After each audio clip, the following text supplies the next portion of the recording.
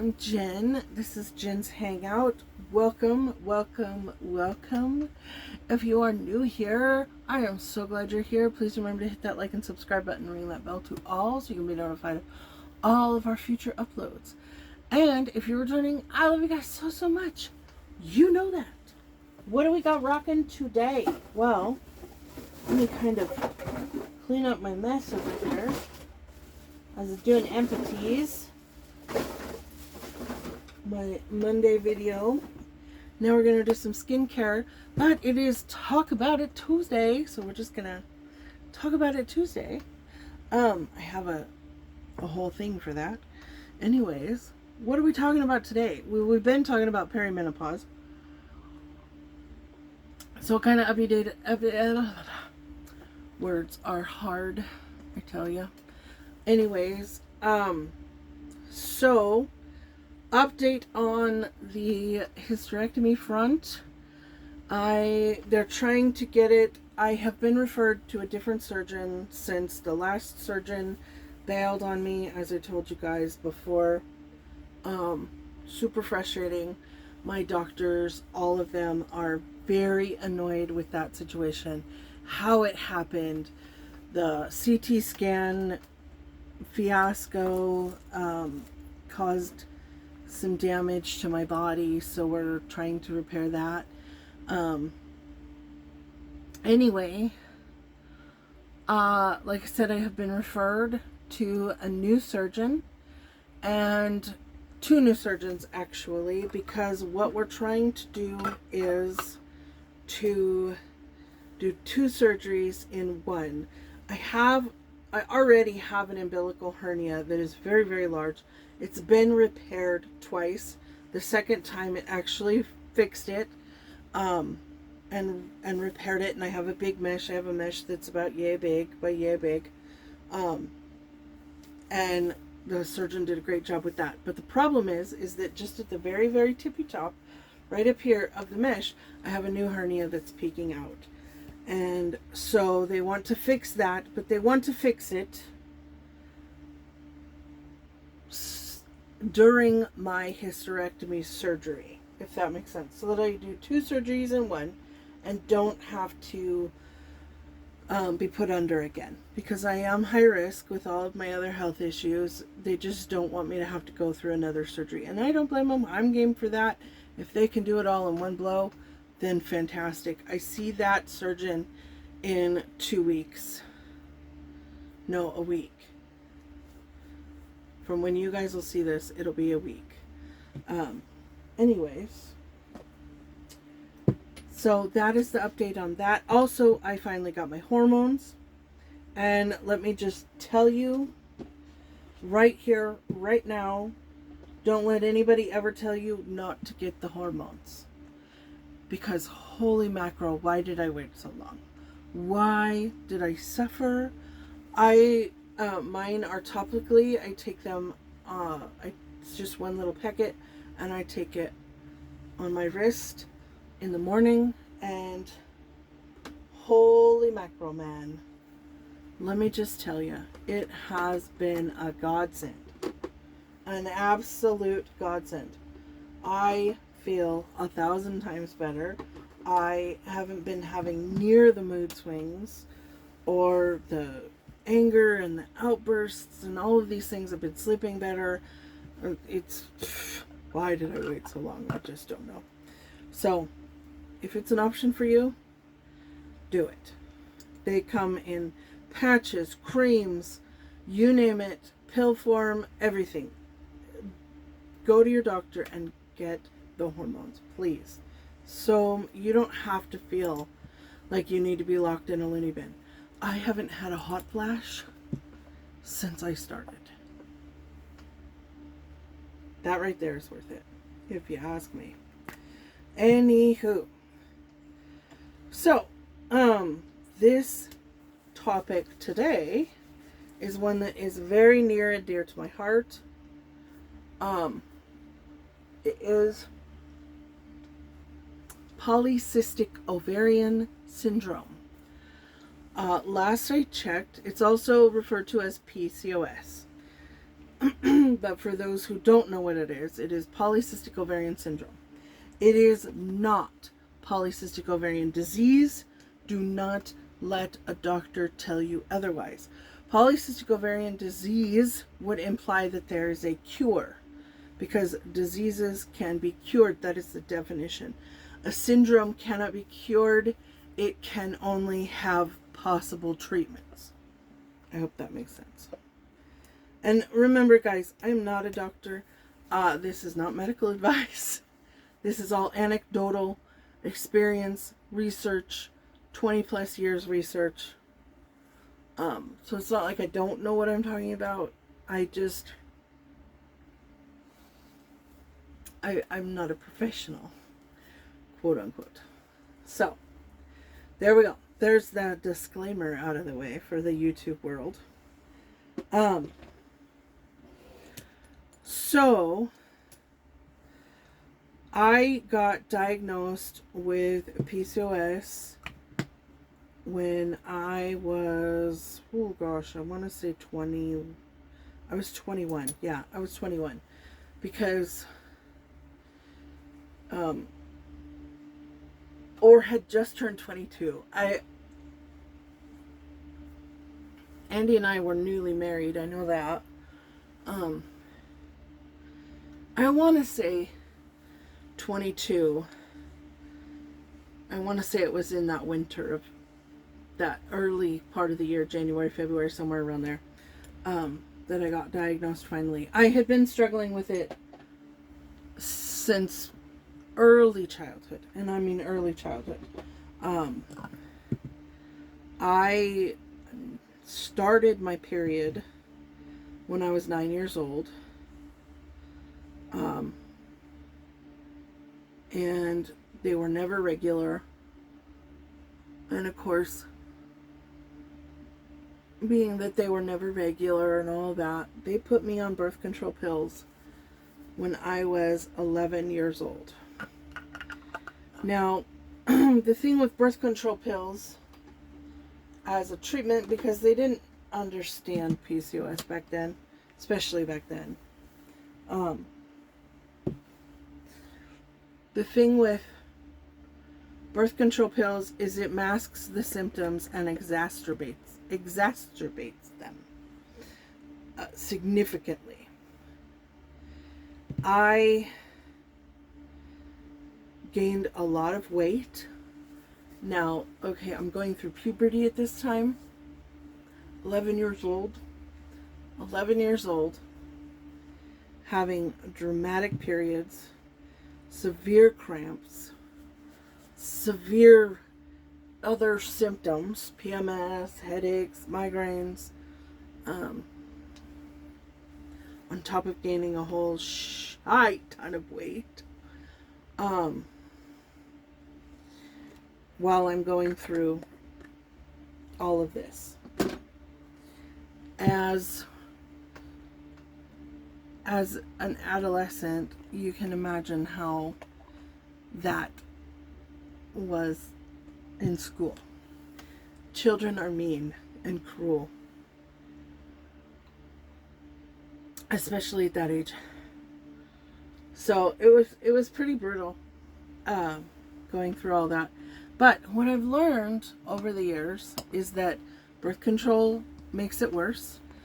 For one thing, you're only supposed to be on birth control pills, and this is from the label, so you can read any and every kind of birth control out there. The only ones I didn't take were Norplant, the copper IUD, and they didn't have, the only other IUD they had at the time that I was even remotely interested in doctor's advice for it before I finally gave up on the doctors, was the Mirena, and I did try that one for a very short time. And I didn't do the depot shot. Otherwise, I think I've been on probably 50 different kinds of birth control at least over the years. You are only supposed to take birth control pills for 10 years, as I said. I was on them until from 11 to 27, 28. And then we finally just gave up. I was like, no, there has to be a better way. And I knew there was, but after doing all the research over the years, I've had doctors ask me to help them write books on it, things like that. And while I want to help people, that's why I'm doing this, help women, I have no desire in being part of a book. So, so there's that. But,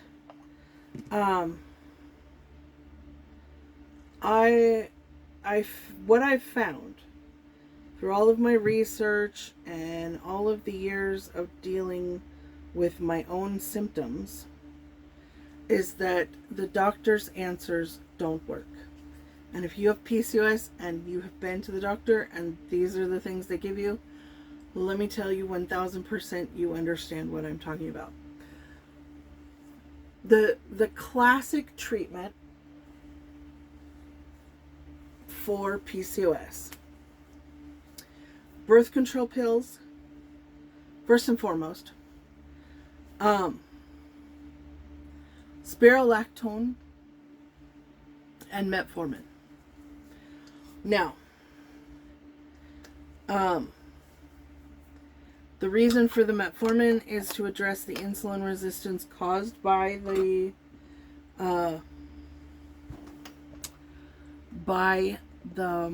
use of, oh no, what am I saying? I can't even talk. The metformin is to treat the insulin resistance. And if you have PCOS, you have an extremely high level of insulin resistance. And don't let the doctors bully you into trying to tell you that if you end up with diabetes, that it's just what you're eating. It's just this. Okay, you do need to clean up your diet. I'm not going to disagree with that. But it's not a traditional form of type 2 diabetes. You have extreme insulin resistance, and it is a disease onset or I call it, I say disease, and my doctors always said disease just because it's easier than saying it's a syndrome. Onset is why you have the PCOS, or not PCOS, the diabetes, but that's basically what it is. It's a syndrome onset of diabetes. It's not typical diabetes like you would get if you were 50 years old and overweight or have extreme insulin resistance then. No, you have a completely different form. You are pumping out the insulin and your body says, excess insulin causes excess testosterone in your system, because excess insulin turns into testosterone in your system. Why is that a valid point? Why? Because excess testosterone in a woman can also cause polycythemia vera secondary. And I also have that. Well, had it. I don't now. Now I am the opposite. I am anemic. But that's due to other issues. That's due to my kidneys. And my kidneys are not a symptom of the diabetes. My kidneys are a birth defect. So don't let them try and bully you into thinking that this is what's going on. The symptoms that I have experienced of PCOS, and it's not necessarily the same symptoms everybody will get. And also don't let them tell you that a hysterectomy will fix it all, because this is in the pituitary gland. The ovaries, yes, assist, but it's in the pituitary gland, and you can't take that out. It's in the middle of your damn brain. No.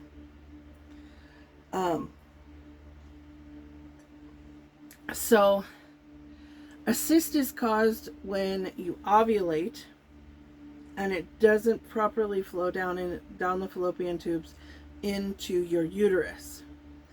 So therefore, instead, it just kind of sits there and then it bulges out from your ovaries. Sometimes you have to have it removed. I've had one removed, and the reason for the hysterectomy is to remove this other one. while they could probably just remove the ovaries at this point, they've been telling me for decades to get a hysterectomy. I'm finally caving. Your hormonal symptoms in PCOS generally peak in your late 20s, early 30s, and will start to, as you start to go into perimenopause, your hormones will actually start to regulate as someone on with PCOS, because you have an excess abundance of hormones. So as they go down due to menopause or perimenopause, you start to regulate. And you also can become more fertile. It is very common for women with PCOS to become pregnant between 40 and 46 years old. Very common. So, so there's that. Another common symptom is a round apple-shaped body. That's probably the most common one, as well as these velvety skin patches. Or the dirt look around your neck, which I kind of have, but I have this velvet patch right here. Excessive hair growth on your face and chest, but you also lose your hair on your head and end up with basically male pattern baldness because of the hormones. Mood swings. A lot of times PCOS can be misdiagnosed as bipolar, when in reality it's just your hormones going bonkers. How I have treated this over the years and all of the research that I found. Inositol is probably your number one supplement besides vitamin D. Those two are must-dos until you start to really regulate when you get into your late 30s and early 40s. Another really great one is Vitex, which is also known as chaste tree. That really helps with all of the crazy symptoms and feeling like you're going nuts. And then cutting out dairy, commercial dairy. Okay, so commercial dairy, commercial red meat, you can still eat those things. They're really good for you if you get organic grass fed of all of those, and then you're okay. Because flipping to the alternative, I learned the hard way, that can cause a whole host of problems in and of itself. Coconut milk, if you're not allergic like I am, is, as an alternative milk, is the only one that I would recommend. All the rest of them, oat milk is pure sugar. It is just a pure carbohydrate, and that's exactly what it does in your body. It has the highest amount of sugars. Cashew, almond milk is probably the worst thing. One of the worst. Almond and rice, almond and soy actually, because rice milk again is sugar, but almond milk turns to oxalate. It has very high in oxalates, which can cause kidney stones. And do cause kidney stones. And then soy milk is phytoestrogen, which is probably the worst thing anyone could put into their body. You should avoid soy, even if you don't have PCOS, at all costs.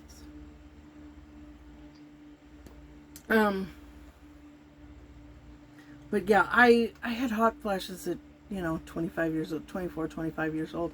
I'd stand in front of the air conditioner in the middle of winter without any clothes on and be like, oh, this is heaven. And my husband would look at me like, are you nuts? Because I was having a hot flash. It was terrible. It was absolutely terrible. But once I finally figured out changing my diet, especially, because you still want to do high protein, low carb, but you want balance. Don't cut anything out of your diet. You want balance. Go for the better option. Organic, grass-fed, free-range, pasture-raised, any of those kinds of things. That's what you want to strive for. We'll go over a whole lot more, but I've babbled on for 20 minutes now. So let me know if you guys have experienced any of these things. and what you've learned from it and what you do to help stave off a lot of this stuff. Blessings to you all. I love you guys so much, and I will see you guys later. Bye.